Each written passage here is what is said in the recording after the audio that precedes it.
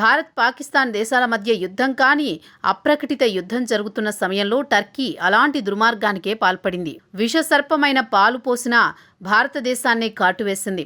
2 ఏళ్ల క్రితం 2023లో టర్కీ సిరియాల్లో భారీ భూకంపం సంభవించింది. పెద్ద ఎత్తున ప్రాణనష్టం, ఆస్తి నష్టం జరిగింది. ముఖ్యంగా టర్కీలో భూకంప ప్రభావం చాలా ఎక్కువగా ఉంది.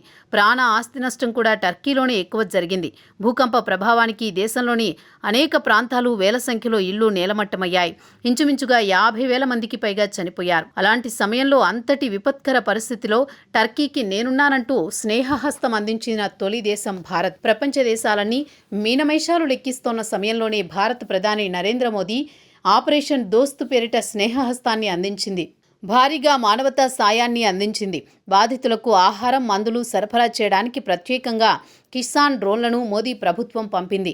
అంతటి కష్టకాలంలో భారతదేశం, మోదీ ప్రభుత్వం మానవతా సాయం దృక్పథంతో సాయం అందిస్తే, ఇప్పుడు టర్కీ భారతదేశం చేసిన సహాయాన్ని మరిచి భారత్పై దాడికి పాకిస్తాన్కు అన్ని విధాల సహాయ సహకారాలు అందిస్తోంది. పాక్ గత 2 రోజుల్లో భారీ స్థాయిలో భారత్పై డ్రోన్ల దాడులు చేసింది.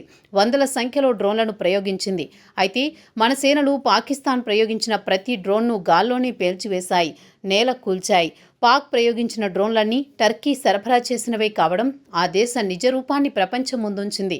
అవును, ఆ శకలాలను ఫోరెన్సిక్ నిపుణులు పరీక్షించారు. అవన్నీ టర్కీకి చెందిన అసిస్ గాడ్ సోనగర్ డ్రోన్లుగా ధృవీకరించారు. అయితే ఒక విధంగా ఇది అనూహ్య పరిణామం కాదు. టర్కీ అధ్యక్షుడు ఎర్దోగాన్కు తొలి నుంచి భారత్ పట్ల విపరీతమైన ద్వేషం ఉంది. అదేమీ రహస్యం కాదు. ఆ విషయాన్ని అనేక సందర్భాల్లో ఆయన బహిరంగంగా వ్యక్తం చేశారు. పహల్గామ్ ఉగ్రదాడి జరిగిన తర్వాత ప్రపంచమంతా ఉగ్రవాదుల చర్యలను ఖండిస్తున్న సమయంలో పాక్ ప్రధాని షహబాజ్ షరీఫ్ను ఎర్దోగాన్ కలిశారు. ఆ దేశానికి వత్తాసు పలికారు.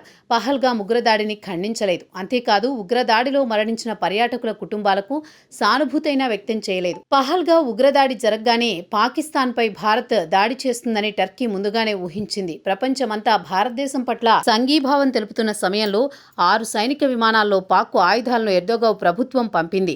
టర్కీ C-30E హెర్క్యులస్ విమానం గత నెల 28న పాకిస్తాన్లో దిగిన విషయాన్ని అంతర్జాతీయ గగనతల నిఘా సంస్థలు కూడా గుర్తించాయి. అయితే ఇంధనం నింపుకునేందుకు తమ యుద్ధ విమానం అక్కడ దిగిందని ప్రకటించి ప్రపంచాన్ని మోసం చేసే ప్రయత్నం చేసింది. తర్వాత ఓ యుద్ధ నౌకను కూడా కరాచీ నౌకాశ్రయానికి పంపింది. ఇప్పుడు ఆ ఆయుధాలనే భారత్పై పాకిస్తాన్ ప్రయోగిస్తోంది. పహల్గామ్ దాడి జరిగిన తర్వాత ముస్లిం దేశాల్లో టర్కీ, అజర్బైజాన్ మాత్రమే పాక్కు మద్దతిస్తున్నాయి. కశ్మీర్ అంశంలో గతంలో ఎర్దోగాన్ అనేకసార్లు అంతర్జాతీయ వేదికలపై బహిరంగంగా భారతదేశంపై విమర్శలు చేశారు. ఇప్పుడు పాముకు పాలు పోసినా విషమే చిమ్ముతుందని టర్కీ మరోసారి రుజువు చేసింది.